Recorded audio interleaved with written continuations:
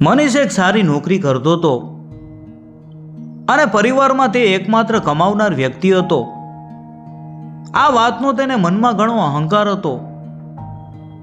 ઘરમાં બધું એના કહ્યા પ્રમાણે થવું જોઈએ એવો એનો હંમેશા આગ્રહ રહેતો. જ્યારે અનામિકા એકદમ શાંત, પ્રેમાળ અને સમજદાર હતી. તે હંમેશા મૂંગા મોઢે બધું સહન કરતી. તે મનમાં વિચારતી કે કદાચ સમય જતાં મનીષનો સ્વભાવ બદલાઈ જશે, તે પોતાના પ્રેમને સમજશે. પણ સમય સાથે કંઈ સારું ન થયું. નાની નાની વાતોમાં મનીષ ગુસ્સે થઈ જતો. વાત વાતમાં તે અનામિકાને અપમાનિત કરતો અને સંબંધ તોડી નાખવાની ધમકીઓ આપતો. એને લાગતું કે અનામિકા સાવ નિર્બળ છે, એના વગર દુનિયામાં ક્યાંય જઈ શકશે નહીં. એક દિવસ રાત્રે સાવ સામાન્ય બાબતમાં બોલાચાલી થઈ. અનામિકાએ માત્ર એટલું જ કહ્યું હતું કે આજે ઘરે થોડા વહેલા આવજો, દવાખાનાનું એક કામ છે. પણ મનીષને લાગ્યું કે કોઈ એના ઉપર હુકમ ચલાવી રહ્યું છે. તે ગુસ્સામાં લાલચોળ થઈ ગયો અને ભરાડી ઉઠ્યો.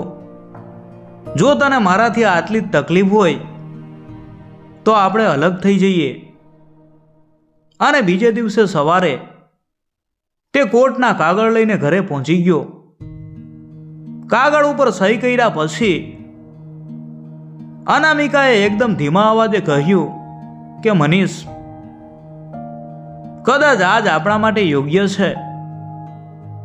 આ સાંભળીને મનીષ અંદરથી કંપી ગયો. તે કાગળ લઈને ઘરની બહાર તો નીકળી ગયો, પણ એના મનમાં એક ભયંકર મૂંઝવણ ચાલી રહી હતી. તે વારંવાર પાછળ ફરીને જોતો હતો કે કદાચ અનામિકા તેને રોકવા માટે બૂમ પાડશે. પણ ઘરનો દરવાજો હંમેશા માટે બંધ થઈ ગયો. મનીષના ગયા પછી ઘરમાં એક ભયાનક સન્નાટો છવાઈ ગયો હતો. બીજી બાજુ મનીષ પોતાના જ ઘરમાં એકલો પડી ગયો હતો. એ આખી રાત તે પથારીમાં પડખા ઘસતો રહ્યો, પણ એને જરાય ઊંઘ ન આવી. વારંવાર એક જ સવાલ એના મગજમાં હથોડાની જેમ વાગતો હતો. શું તેને મારી કોઈ પરવા નહોતી? આટલી આસાનીથી કોઈ સંબંધ કેવી રીતે તોડી શકે? થોડા સમય પછી કાનૂની કાર્યવાહીનો અંત આવ્યો. કોર્ટના રૂમમાં જજે ચુકાદો સંભળાવ્યો કે મનીષે દર મહિને અનામિકાના ગુજરાન માટે અમુક રકમ આપવી પડશે. મનીષે પોતાના અહંકારમાં તરત જ હા પાડી દીધી. જ્યારે તેઓ સાથે રહેતા ત્યારે મનીષ ક્યારેય અનામિકાને નોકરી કરવા નહોતો જવા દેતો. તે વારંવાર મેણા મારતો હતો કે તારે ઘરની બહાર જવાની કોઈ જરૂર નથી,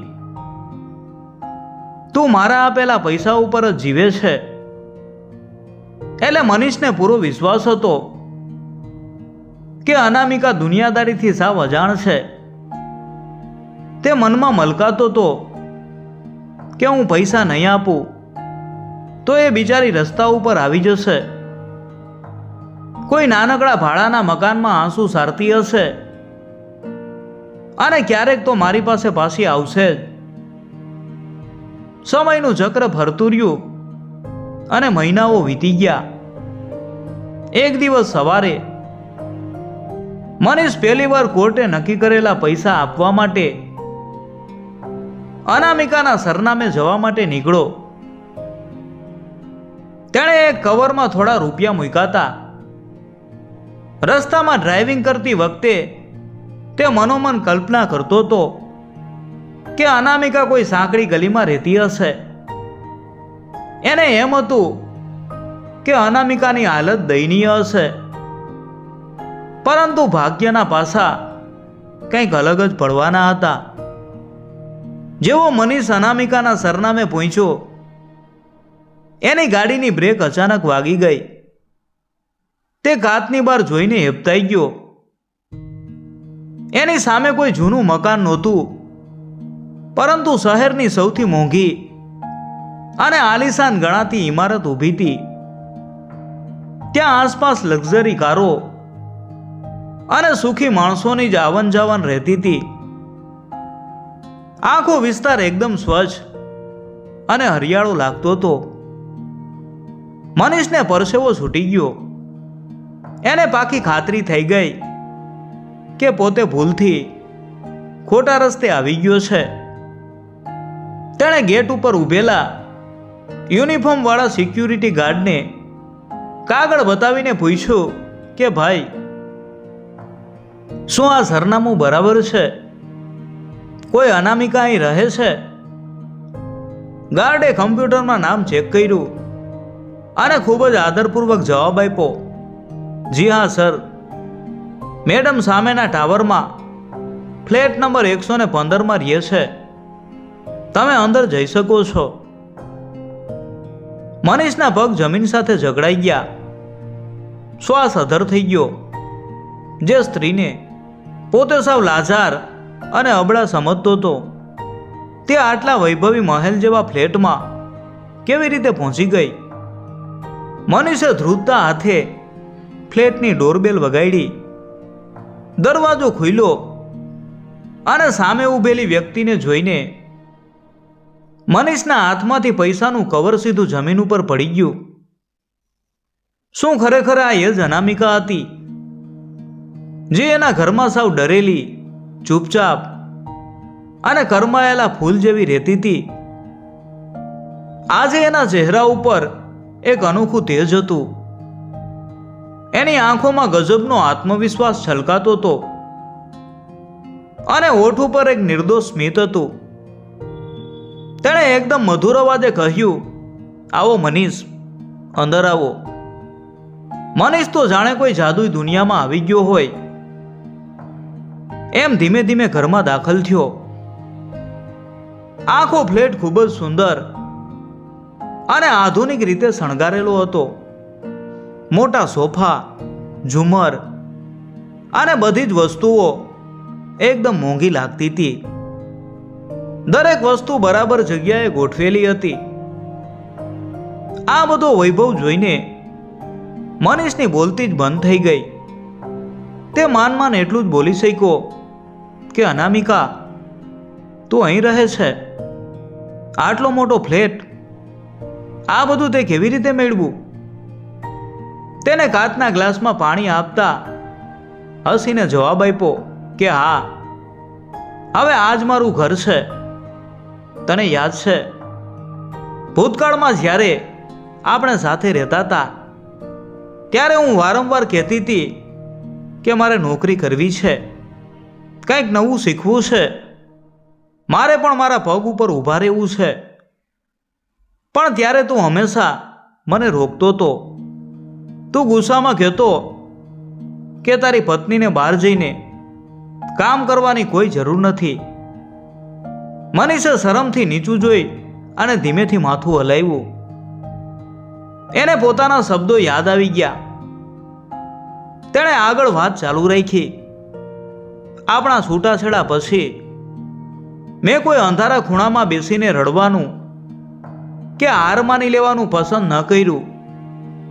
પણ જ્યાંથી તે મારી પ્રગતિ રોકી હતી, બરાબર ત્યાંથી જ મેં મારી નવી સફર શરૂ કરી દીધી. મેં મારા જૂના મિત્રોનો સંપર્ક કર્યો અને કમ્પ્યુટરનું નવું કામ શીખી લીધું. શરૂઆતમાં મને એક ઓફિસમાં માત્ર 10,000 રૂપિયાના પગારની સાવ સામાન્ય નોકરી મળી હતી. મેં ત્યાં ખૂબ જ લગનથી મહેનત કરી, ક્યારેય રજા ન લીધી.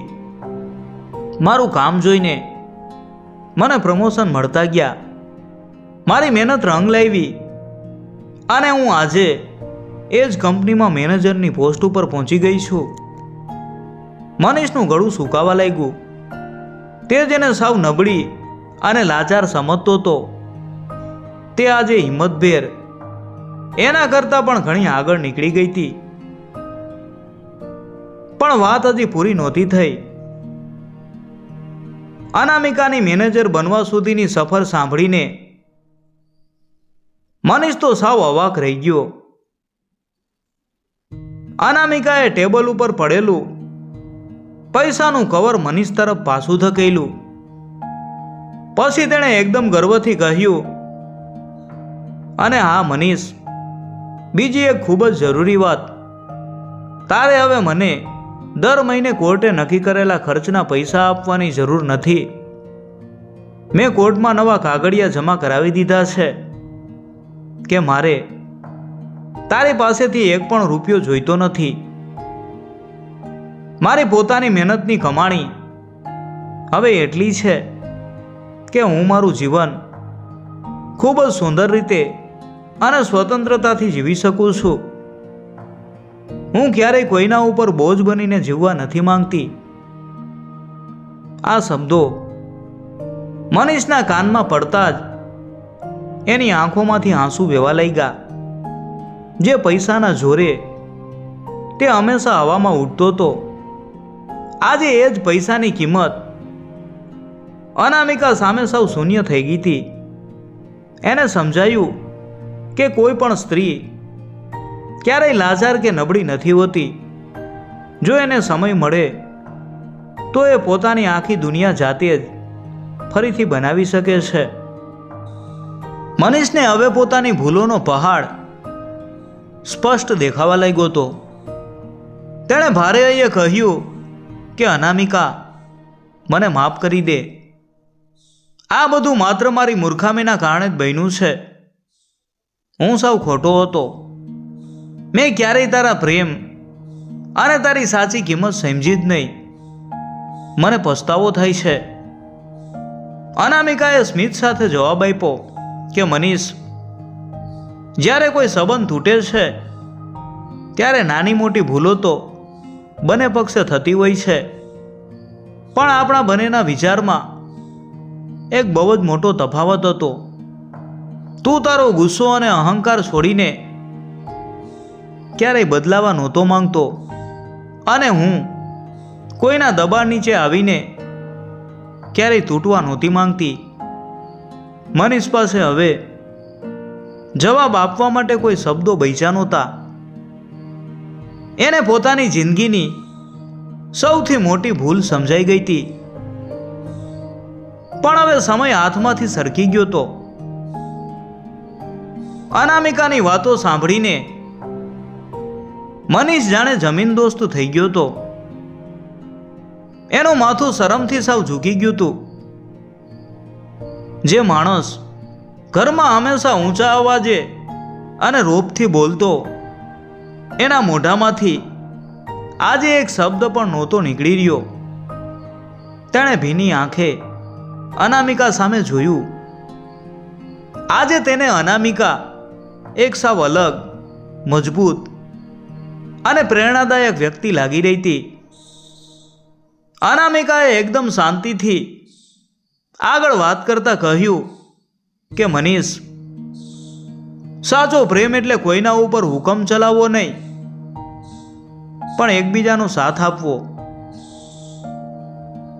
પતિ પત્નીના સંબંધમાં ક્યારેય ડર ન હોવો જોઈએ, પણ એકબીજા માટે આદર હોવો જોઈએ. તે મને ક્યારેય આગળ વધવા માટે ખુલ્લું આકાશ ન આપ્યું. બસ મને ઘરની 4 દિવાલોના પાંજરામાં એમાં પૂરી રાખવામાં આવી. પણ હવે બધું બદલાઈ ગયું છે. હું આજે ખૂબ જ ખુશ છું. મારી આ નવી જિંદગીમાં અપાર શાંતિ છે. અને હા, હું સાચા દિલથી ભગવાનને પ્રાર્થના કરું છું કે તું પણ તારા જીવનમાં હંમેશા ખુશ રહે. જૂની વાતો ભૂલીને તું પણ કોઈ નવી શરૂઆત કરજે. આટલું બોલીને અનામિકાએ સ્મિત આપ્યું અને પોતાના ફ્લેટનો દરવાજો ધીમેથી બંધ કરી દીધો.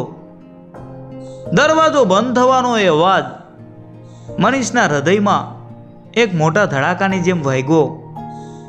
તે બંધ દરવાજા સામે કેટલી વાર સુધી સૂન થઈને પથ્થરની મૂર્તિની જેમ ઊભો રહ્યો. થોડી વાર પછી તે ધીમા પગલે લિફ્ટ તરફ આગળ વધ્યો. એનું એક એક પગલું જાણે 100 કિલોનું થઈ ગયું હતું. તેનાથી માન ચલાતું હતું. મનમાં બસ એક જ વિચાર વારંવાર ઘુમરાયા કરતો હતો કે કાશ મેં સમયસર તેને સમજી લીધી હોત. કાશ મેં મારા અહંકારના બદલે મારા ઘર અને પ્રેમને પસંદ કર્યો હોત. લિફ્ટ ધીમે ધીમે નીચે જઈ રહી હતી અને સાથે સાથે મનીષનું મન પણ નિરાશાની ખાઈમાં ડૂબી રહ્યું હતું. મનીષ ભારે પગલે તે ઇમારતની બહાર આવ્યો. બહારનો પવન આજે તેને બિલકુલ સારો નહોતો લાગતો. એની ગાડી આજે તેને સાવ રમકડા જેવી અને નકામી લાગતી હતી. તે ધીમેથી ગાડીમાં બેઠો, પણ તેણે ગાડી ચાલુ ન કરી. તેણે પોતાના બંને હાથ ચહેરા ઉપર મૂક્યા અને તે નાના બાળકની જેમ ધ્રુસકે ને ધ્રુસકે રડી પડ્યો. એના આંસુ રોકાવાનું નામ જ નહોતા લેતા. એને પોતાનું ખાલીખમ ઘર યાદ આવતું હતું, જે ઘરમાં ક્યારેક અનામિકાની મીઠી વાતો ગૂંથતી હતી. એના હાથની રસોઈની સુગંધ આવતી હતી. ત્યાં હવે માત્ર એક ભયાનક શાંતિ હતી. પૈસા અને અહંકાર માણસને કેટલો એકલો પાડી દે છે, એ વાત તેને આજે બરાબર સમજાઈ ગઈ હતી. પણ હવે બહુ મોડું થઈ ગયું હતું. વીતી ગયેલો સમય કોઈ પણ કિંમતે પાછો લાવી શકાતો નથી. બીજી બાજુ અનામિકા પોતાના ફ્લેટની બાલ્કનીમાં ઊભી હતી. તે નીચે મનીષની ગાડીને જોઈ રહી હતી. પણ નવાઈની વાત એ હતી કે આજે એની આંખમાં કોઈ ગુસ્સો, ફરિયાદ કે નફરત નહોતી. એના મનમાં એકદમ શાંતિ હતી. તેણે પોતાના ભૂતકાળને હંમેશા માટે પાછળ છોડી દીધો હતો. તેને બરાબર ખબર પડી ગઈ હતી કે સાચી ખુશી કોઈ બીજા માણસ ઉપર આધાર રાખવામાં નથી, પણ પોતાની જાત ઉપર વિશ્વાસ રાખવામાં છે. થોડી વાર પછી મનીષે આંસુ લૂછ્યા અને ધીમેથી ગાડી ચાલુ કરી. એની ગાડી ધીમે ધીમે રસ્તા ઉપર આગળ વધી રહી હતી. મનીષ હવે જિંદગીની એક નવી સફર શરૂ કરવા માટે જઈ રહ્યો હતો. પણ આ સફરમાં તે સાવ એકલો હતો. આજે તેને જિંદગીનો સૌથી મોટો પાઠ ભણવા મળ્યો હતો કે આપણા સંબંધો એકદમ નાજુક કાચના વાસણ જેવા હોય છે. એકવાર જો તે આપણા ગુસ્સા કે અહંકારના પથ્થરથી તૂટી જાય તો તેને ફરીથી ક્યારેય પહેલા જેવા જોડી શકાતા નથી. મિત્રો, જો આ વાર્તા તમને ગમી હોય તો વિડીયોને લાઈક કરજો અને કોમેન્ટમાં જય માતાજી લખવાનું ભૂલતા નહીં.